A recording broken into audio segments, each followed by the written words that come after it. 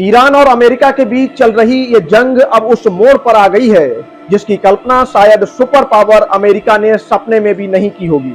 नमस्कार, मैं राहुल अवस्थी और आप देख रहे हैं भारत अपडेट। इस समय की जो सबसे सनसनीखेज और बड़ी खबर निकलकर सामने आ रही है वो ये है कि ईरान ने अमेरिका के उस गुरूर को मिट्टी में मिला दिया है जिसे दुनिया का सबसे घातक फाइटर जेट माना जाता है। जी हाँ, ईरान ने अमेरिका के F-15 ईगल फाइटर जेट को मार गिराने का दावा किया है और ये कोई मामूली बात नहीं है, क्योंकि पिछले 50 सालों के इतिहास में इस फाइटर जेट का रिकॉर्ड एकदम बेदाग रहा है।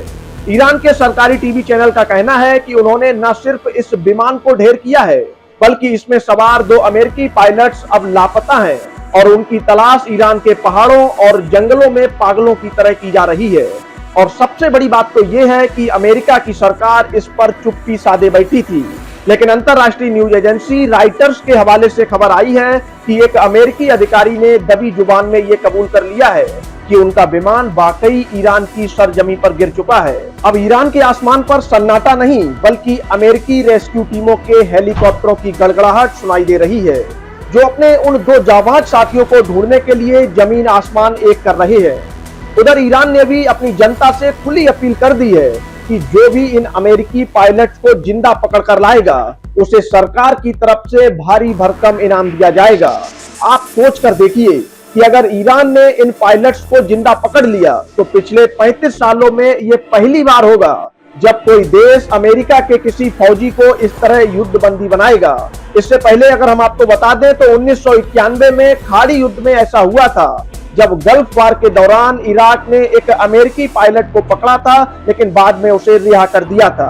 अब ईरान के बोयर अहमद प्रांत के उन घने जंगलों और ऊंची घाटियों में रेस्क्यू ऑपरेशन चलाना अमेरिका के लिए किसी दुखद स्वप्न से कम नहीं है, क्योंकि वहां की जो भौगोलिक स्थिति है वह ऐसी है कि पल पल वहां मौत का साया मंडरा रहा है। ईरान ने तो बाकायदा इस फाइटर जेट के मलबे की तस्वीरें भी जारी कर दी हैं और बताया जा रहा है कि यह विमान ब्रिटेन में तैनात 494 फाइटर स्क्वाड्रन का हिस्सा था।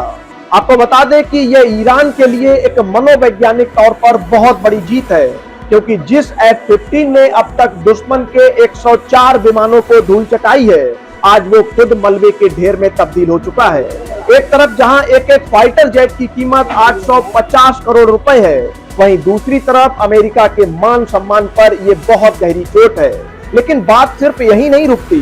पिछले 24 घंटों में जो तबाही मची है उसने पूरी दुनिया को हिला कर रख दिया है। ईरान का दावा है कि उसने अमेरिका के सबसे आधुनिक 5वीं पीढ़ी के स्टील्थ फाइटर जेट F-35 से लेकर कई हेलीकॉप्टरों को भी मार गिराया है। इसमें वो चिनूक हेलीकॉप्टर भी शामिल है जिसके परखच्चे कुवैत में उड़ा दिए गए और उसकी तस्वीरें भी अब सबके सामने हैं। बताया ये जा रहा है कि जब अमेरिका के 2 ब्लैक हॉक हेलीकॉप्टर अपने लापता जो 2 पायलट्स लापता हुए थे उनको बचाने के लिए निकले तो ईरान के जमीनी हमले ने उन्हें भी अपना निशाना बना लिया, जिससे उन्हें भी भारी नुकसान पहुंचा है।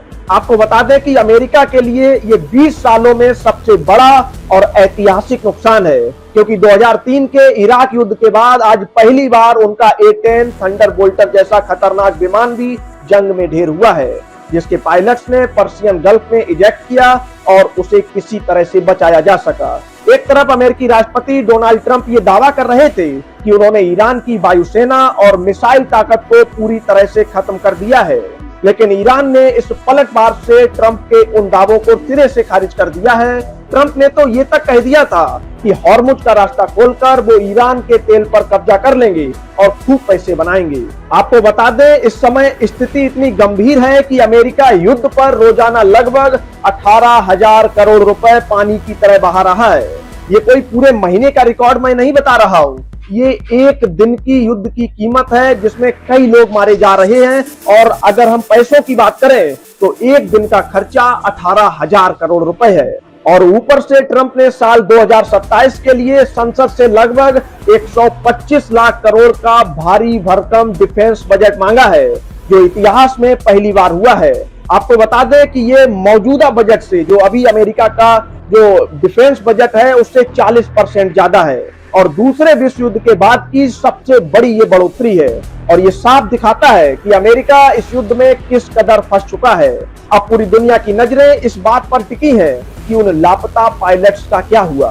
क्या वो ईरान की गिरफ्त में आ चुके हैं या फिर अमेरिकी सेना उन्हें वहां से निकालने में कामयाब होगी।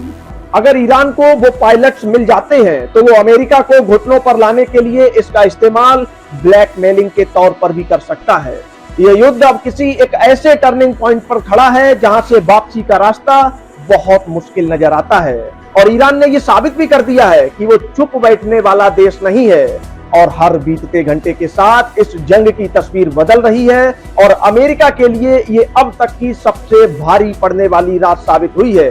इस युद्ध में आगे क्या होगा ये तो वक्त ही बताएगा, लेकिन फिलहाल ईरान ने अमेरिका के ईगो और उसकी सैन्य ताकत को जोरदार झटका दिया है। इस मामले में जो भी अपडेट होगा हम आपको समय समय पर बताते रहेंगे। तब तक के लिए नमस्कार।